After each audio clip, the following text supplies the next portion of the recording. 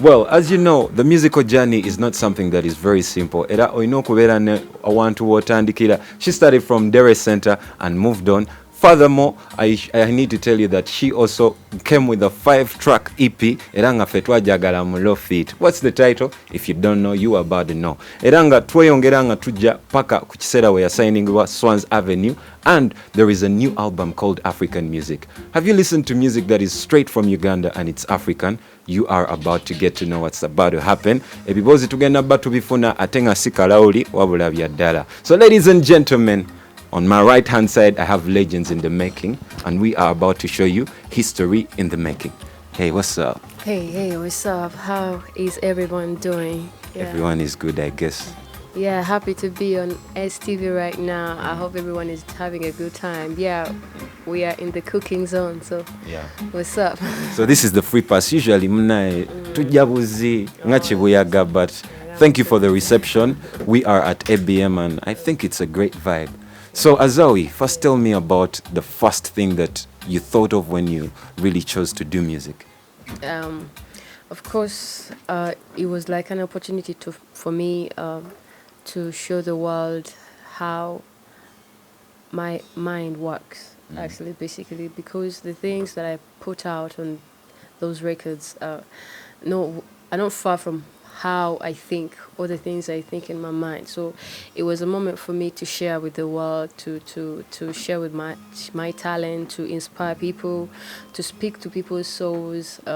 Before even the money came in, like for me, it was more about connection with people that resonate with my music. So I'm just grateful. Okay. So what is one of the techniques that you utilize to get motivated and to get inspired? Because it's not easy. Yeah, of course it's not easy, but then I keep a positive mind. I wake up and I'm like, you know what, today I'm going to studio and I'm going to do a big record. I'm going to do a nice record. Anything that is going to stand in the way is not going to have a chance with me. I'm in the mood to work. So I keep a positive mindset because apart from it being my hobby or a thing that I love to do, it's also a job, and I have to deliver. I have to be serious. I have to stay focused. Yeah. So I believe you created a niche. It's something that you chose to do. Upon taking that decision, what are one of the things that you never thought would really emerge out of you choosing to do music as a profession, as something that is bringing to you money? Of course, I didn't imagine people's reception to be as magnificent as it is right now. Like, I've only been here for 2 years, and of course, the glorification that I get from people, the love, the reception, the positive energy, the good vibes. I didn't see that coming in early, and I'm just overwhelmed by it. But at the same time, I'm enjoying it because it's really, really a good experience. To be here, not more than 2 years, and I'm making that a statement, and people are giving me that kind of attention. Yeah. So we want to also know the backstory behind your affiliation with Swans Avenue, because there's always this word on the street, but I want them to get it straight from the horse's mouth. Tell us about that story. Of course, I used to love music even when I was just a kid. Like, it has always been my thing. Music has always been my thing. Even in school, I was very, very active when it came to MDD. So while we were still young kids, my mother used to take us to Ndere Center to watch those shows, and I was inspired, and I told Mom, you know what, I also want to be part of that. So by the time I said that, of course, there was a breakup from Ndere that made Chika. So I joined Chika when I was just in primary 5. I was there for a couple of years, and I learned a lot of traditional music, dance, folk songs, all those instruments, like anything to do with traditional music, dance, and everything of that sort was taught to us. So I had that exposure. So I left, and I had actually made a lot of friends when I was in that fraternity. So when I left to join secondary school, I linked up with a friend that we were with in Chika. He was outside. We both have found ourselves outside, and we're like, you know what, let's link up and start working together. I have an NGO, and also I teach in schools. I teach MDD in schools, so maybe you can help me out, and we teach together, and we see how you're going to join secondary school, because mainly I used to study on MDD bursaries. So he made that arrangement. Wonderful. Yeah, he made that arrangement, and I joined school. Actually, the same school he was teaching MDD. So there was this one time he was like, you know what, why don't you join the school choir? Because when I was in Chika, I didn't sing. Like, I was just a dancer. I used to only dance traditional dances. Maybe I used to play like a little instruments, but not that much. So I was like, you know what, I'll try it. However, it wasn't my thing. So I joined, and I actually had a good time there. I was inspired. Before I knew it, I had already got interest. He started like, signing me to write a few lines in English whenever he was writing for the school. And that is how I started. I started writing with him. We went to studio together to write the school songs. And that's how the idea for me, the idea for writing artists came to my mind. And I was like, you know what, I think I can do this writing thing really well. And of course, that time when I was going to studio to do the school songs, I made like some good friends at the studio. They could, just give me studio sessions anytime that I requested. Oh, yeah. Big up on yourself, NIC. So senior 4 there, I start writing, and That was really early. yeah. I started writing. Then I landed my first client, carryon.Tongo. I sold them the song. For me, it was like I should call it like a break-even point, like a point for me to understand. You know what, you can really do this if someone out there like an established artist believes in your work, then you have something special, you can do it. So I went heavy on it, but of course a lot was going on. There was school, and I also needed some money because daddy had passed away. All right. Yeah, so reaching senior 6, I got a Chinese deal. Actually, the same guy, we linked up in school and, taught together. I don't know, somehow he linked up with guys that had performance deals in China. So I went in my senior 6, actually. I left, I put it on pause. I went for 3 months, then I came back when we were about to do the leavers exams. Yeah, after that time, also in my vacation, I went to China again, and of course I made some couple of money and came and joined campus. But of course that time going to China, back and forth, coming back and going back, I made like a couple of friends who made a band when they came back home. So it was so easy for me because I knew them, and I was like, you know what, if you guys are planning to make a band, I'm going to be part of it. Like, you just holler at me and we shall link up and start working together. So that is how I joined band. And I don't know, somehow the big guy of the band connected with Eddie Kenzo. That was 2016. Kenzo was doing his concert, and he needed like some backup artists. And we did some rehearsals. And meanwhile, while we were working or doing those rehearsals, Eddie requested me to back him on his song. So I went to studio. But the way I backed him up wasn't like the normal way, because it was like, you know what, can you just juggle something different, unique? Like, don't back up the normal way, don't back the song the normal way. So I thought of something, and that is how the conversation of telling him that I'm a writer, I also have my own demo, started. And he actually bought a song from me right then and there. Yeah. So that is how I get to meet Kusseim. That is how I get to meet the entire big talent fraternity. And I was a part of them for some time. We did the 10 years of Eddie Kenzo together. And actually, within that time, I also had to finish campus, because by the time of Kusseim left, by the time I joined the big talent gang, I was in my, was it second year? Maybe second year. So I had to disappear for some time and finish school. Yeah, so I finished campus. By the time nearing the end of my exams, Kusseim reached out and he was like, you know what? I started my own empire, ABM at Mienga. You can pass by sometime. So I came here. He had already made the Quinimino beat. I jumped on it and I wrote the song, and he was like, who do you think can sing this song? I gave him my idea. I gave him like a couple of them, but for me, I felt like Winnie could do the song, some real good stuff. So yeah, we agreed to approach Swangs Avenue, and we reached out to Julius and he asked for my number. We started talking. He was like, do you have like more demos or songs that we can, buy for our artists? I came back here and created Repeat It. I created Low Feet, and I added on some other couple of songs that I done with Rinex, because he has also been part of my journey. Like, I've been like working with him a lot. I've worked with him a lot those times when I wasn't actually going mainstream or anything like that. Like I used to go to his studio and do like demos and demos. So I added on a couple of them. So I gave him like 5 songs. So Julius was like, you know what, just come on Monday and we meet and talk. So going to Swang's Avenue, I thought we were just going to get paid for the songs we had written. But, things turned out different, and now here we are. Yeah. It was a golden ticket that wasn't paid for. Yeah. So that is really an interesting emergence when we talk about music, because there are many people who join music, but they don't have such an interesting emergence that you are exposed to the artists that are really in the industry, and your craft is appreciated.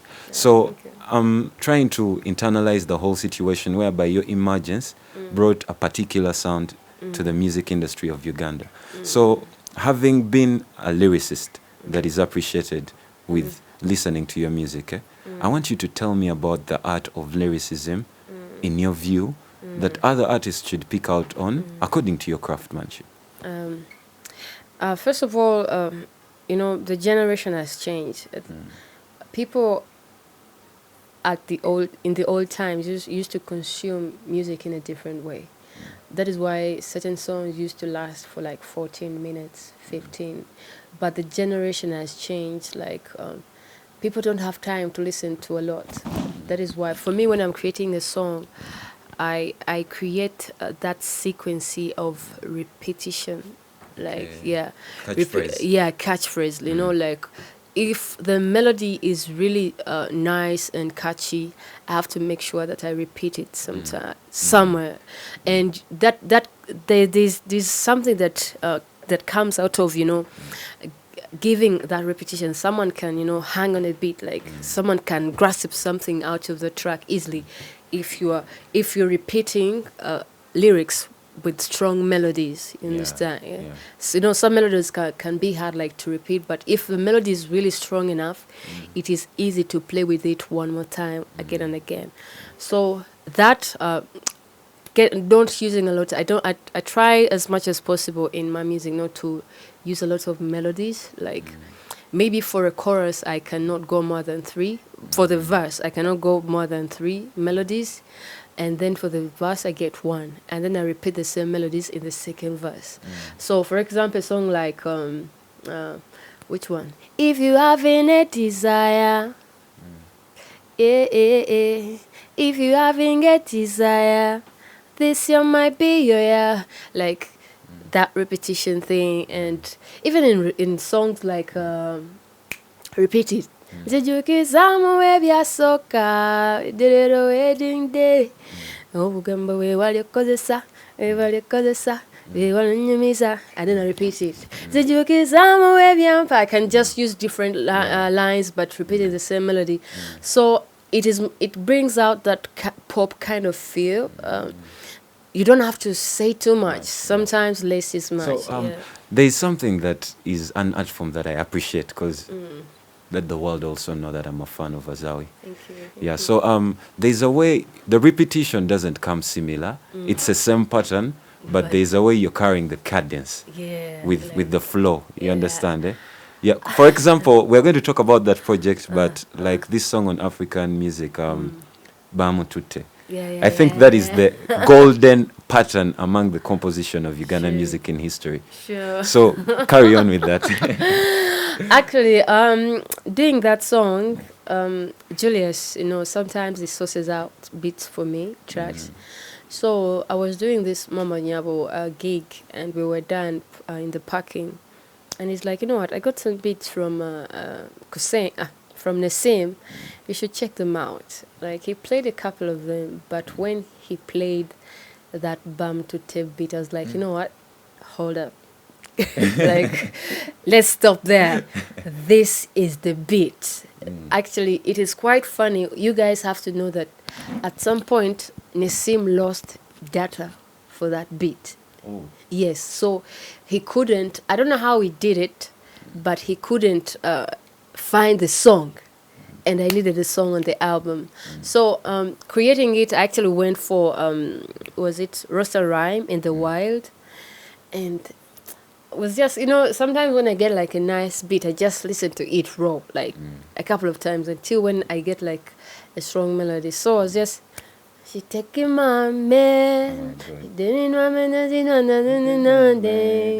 So like for me, it was, even the story, I wanted something that talked about, of course, a human body, but then with in a creative way, you still have to entertain people at the same time, So I don't know. At some point, I can't even explain how okay, it do let me make you explain it to them. So, like, is it, there is this saying of close your eyes and open your mind. Yeah. So is it, because your storyboards, I can't say that it's a real experience that you have gotten through, but it's something that is relatable. So basically, how do you create that pattern of creating a story in line with what someone can imagine?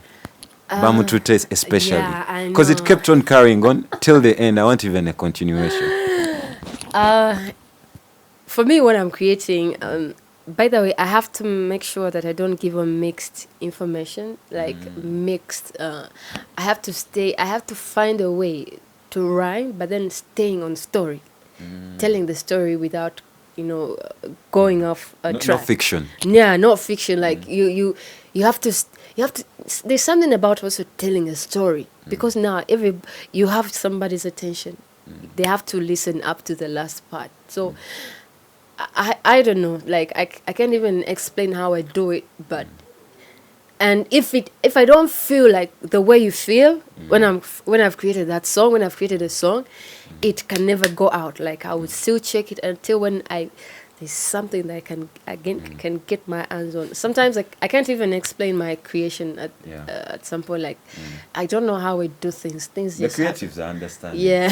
It's also a special language. So anyway, let's also talk about the branding of your images. Basically, you're not a person that came with visuals. Most of the artists these days come with mad videos. It was steadily slow but accurate. So I definitely want you to tell us the idea of you coming up with strong audios rather than working on the videos eventually.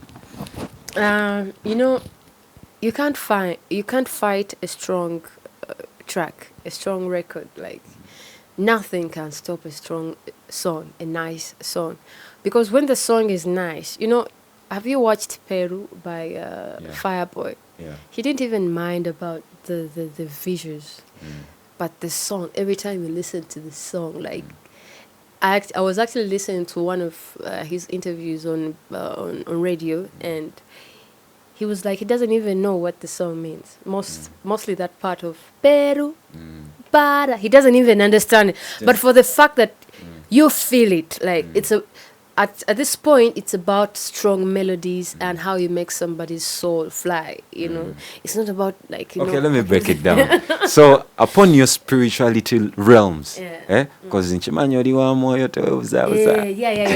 and do a feeling. If I don't feel like nti akayimba kaine kintu ekikali kiri special, kisasobola kunnyonnyola. Kunze mba satisfied.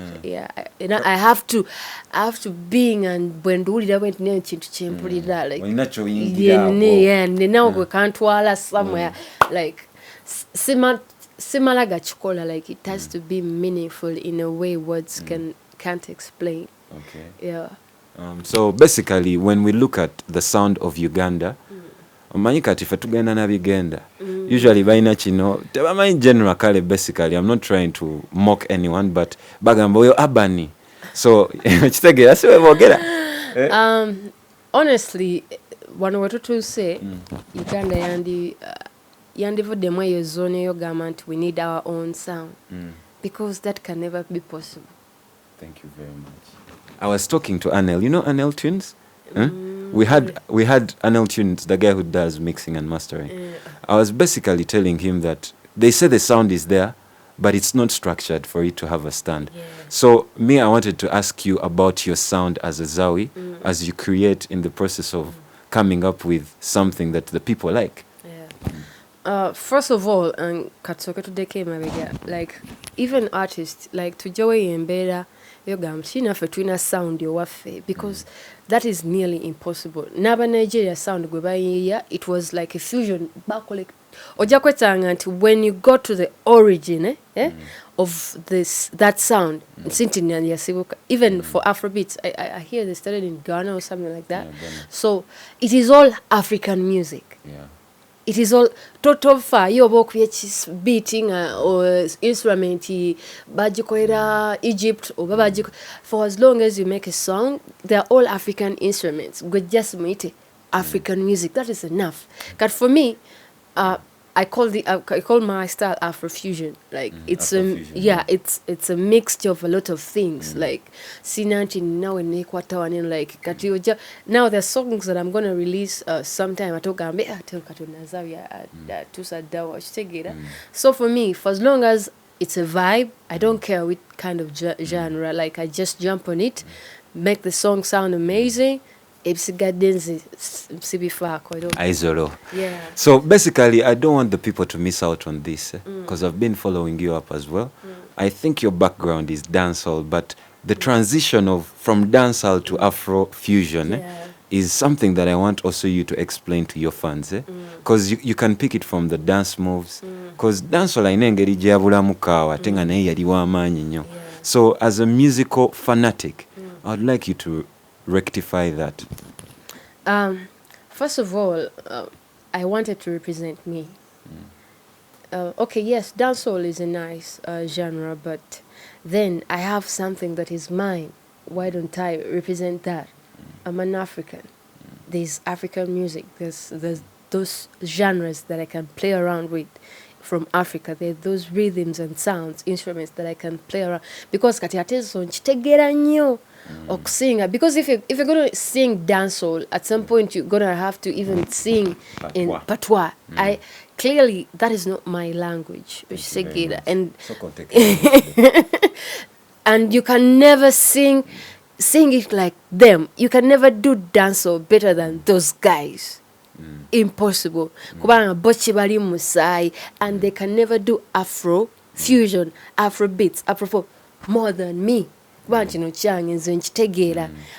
example, you can ask Tyrus Riley oba manyinti waliwo ne instrument gye bayita endingidi ngatagimanyi okitege ne kati yakimanyi nti waliwo engoma gy'okuba ku ring nekubaako there's strumming of the guitar omukubira n'amadinda idea ya music nekyuka. Yeah, so I felt much comfortable until I'll exploit my zone much more better than trying out something that is not of my origin. Okay. Yeah. Wonderful words coming in from Azawi. This is just a starter. Era omuntu abadde tamumanyi bintu bingi bye twogeddeko naye tukyakubaka savukanya tusimaasima tuli kumpi kugwa ku kirombe kya gold. And we are talking about African music. So after the breather, we are going to be coming back and talking about the wonderful album, African Music.